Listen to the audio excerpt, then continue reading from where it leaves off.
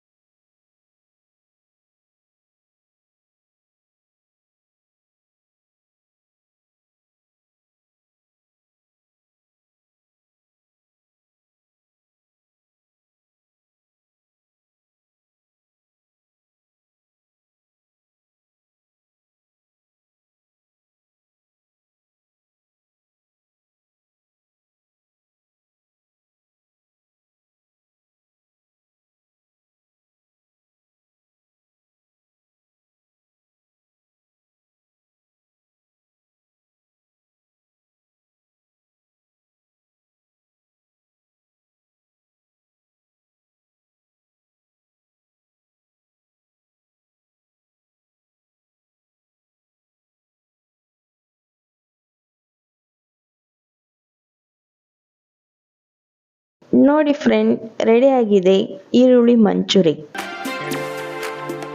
ಟೇಸ್ಟಿಯಾಗಿ ಸ್ಪೈಸಿಯಾಗಿ ತುಂಬ ಚೆನ್ನಾಗಿ ಬಂದಿದೆ ಫ್ರೆಂಡ್. ನೀವು ಕೂಡ ಒಮ್ಮೆ ಟ್ರೈ ಮಾಡಿ ಟೇಸ್ಟ್ ಹೇಗಿತ್ತು ಅಂತ ಕಮೆಂಟ್ ಮಾಡಿ.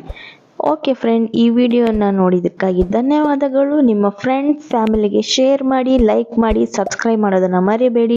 Thank you. Take care. Bye bye.